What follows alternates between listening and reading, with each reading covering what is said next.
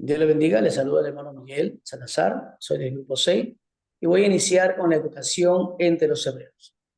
Desde el principio, el hogar y la familia ha sido primordial en la tierra, eso que Dios comienza en el hogar. La literatura más antigua dice que no hay maestros, sino que los padres tenían la responsabilidad de enseñar a sus hijos, de instruirle a sus hijos. En el templo dice también que el niño seguía la profesión del padre. Había preocupación de dedicar a algunos niños a Dios en forma especial y crecer bajo la tutela de un sacerdote. Los profetas, sacerdotes, reyes, ejercían responsabilidades únicas, eran figuras nacionales.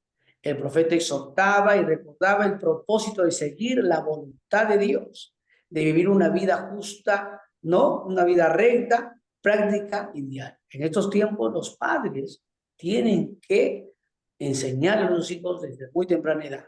También enseñar, y si tiene una profesión, enseñarle la profesión que tiene. Y ahora, si tiene la profesión de servir a Dios, de que le sirve a Dios, cuánto más enseñarle esa profesión de que su hijo también le sirva a Dios, ¿no? Y también le puede soltar, que puede enseñar, que puede instruir con una vida práctica diaria. En esta parte voy a dejar a nuestro hermano Juan Carlos. Amén. Mi parte me ha tocado los propósitos de la escuela hebrea. El primer punto es transmitir la herencia histórica. A lo largo de la historia de Israel, los hebreos se enfatizaban mucho en la nueva generación en poder aprender y recordar su pasado y sus grandes acontecimientos a través de escritos, ¿no? A través de las escrituras. Las promesas de Dios a Abraham, Isaac, Jacob y Moisés, ¿no? Ellos, su propósito crucial era arraigar firmemente en sus mentes la herencia histórica. El segundo punto es instruir en la conducta ética. En la antigüedad, en la historia hebrea, se enfatizaba en el comportamiento ético como el único medio de alcanzar la felicidad de la vida. En Éxodo 20:12 dice, honra a tu padre y a tu madre para que tus días se alarguen en la tierra que Jehová tu Dios te da. El tercer punto es asegurar la presencia y la adoración a Dios. La educación hebrea está centrada en el conocimiento de Dios y en su adoración. Está basada en la obediencia a su palabra. Es el centro de la educación. El pueblo hebreo siempre consideró que era el pueblo elegido de Dios y también él tenía como objetivo vivir y enseñar la santidad de Dios. Hoy en día como cristianos tenemos una gran responsabilidad, es una meta enseñar a nuestros hijos en todas las áreas el conocimiento de Dios, ¿no? Y formar desde pequeños a nuestros hijos un conocimiento que incluye la herencia histórica, la conducta ética y la presencia, el conocimiento y la adoración a Dios. Paul Washer decía, háblales y enséñales a tus hijos de Dios o el mundo les enseñará a no hacerlo. En esta parte quiero dejar a nuestro hermano Pedro.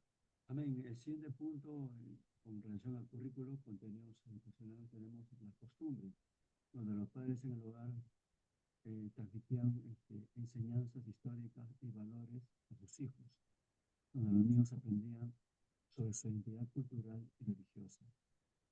Podemos también en la parte de las fiestas conmemorativas, no solamente eran eventos festivos, sino también eran oportunidades educativas. Los niños aprendían sobre la historia del pueblo hebreo, sus tradiciones y el significado de cada festividad.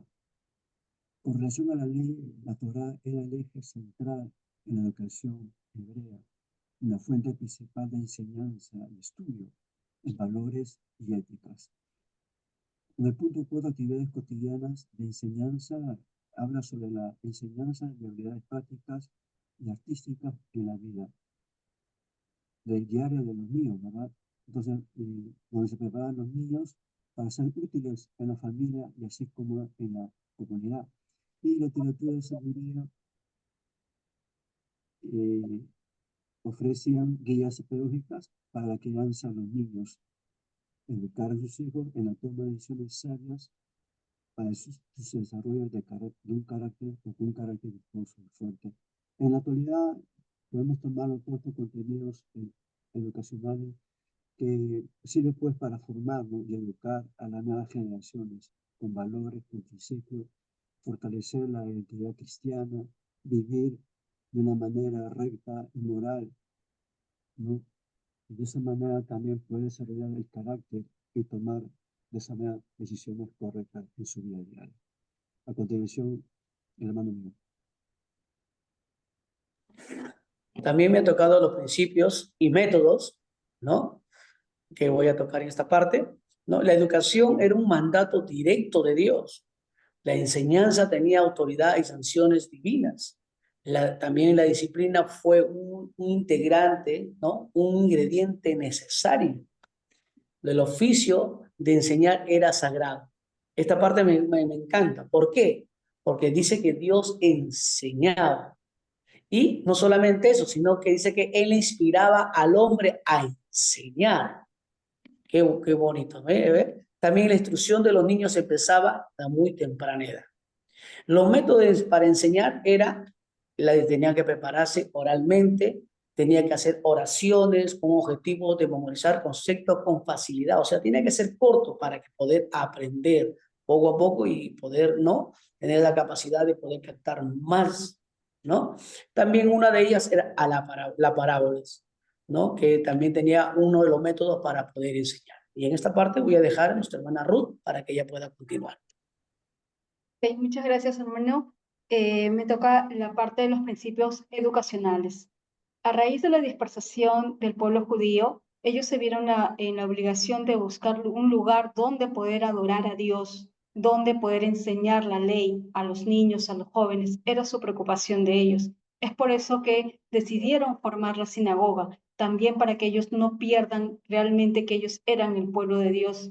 Entonces, formaron las sinagogas donde estaban organizados por un presidente, por un siervo. El presidente se encargaba de ver quiénes eran los que iban a leer la palabra de Dios, quiénes iban a orar, quiénes iban a adorar. Ahí en la adoración tenemos la confesión, la oración a Dios, la lectura, leer las escrituras. Y la sinagoga era llamada también casa de instrucción debido a que ellos instruían a los niños, eran instruidos por los maestros y los jóvenes eran instruidos, los jóvenes eruditos eran instruidos por los escribas. ¿Cómo lo vemos hoy en día? Esto lo podemos relacionar con lo que hoy día es el templo de Dios. El templo de Dios donde hay una liturgia, donde se lleva a cabo la liturgia, la adoración a Dios y donde se instruye la palabra de Dios.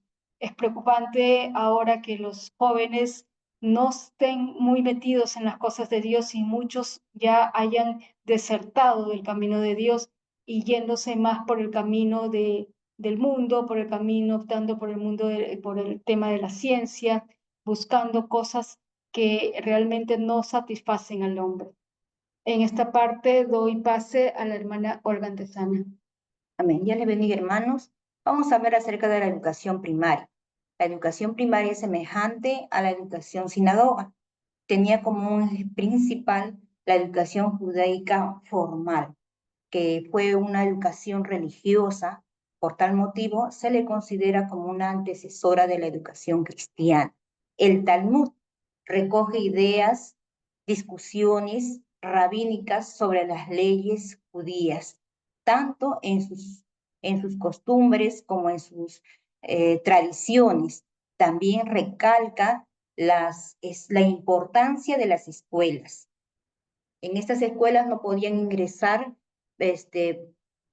personas, solamente se les escogía personas eruditas y sabias en las leyes judías.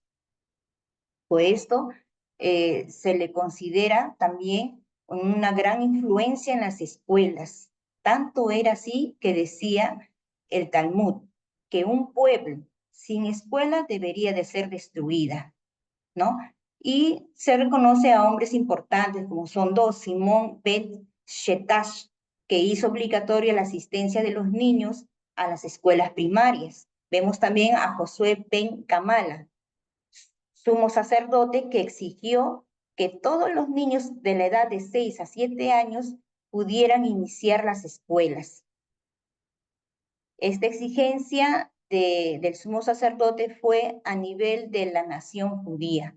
Hoy en día, nosotros se abren templos para que todos aquellos que deseen conocer de Dios puedan ser instruidos en su palabra.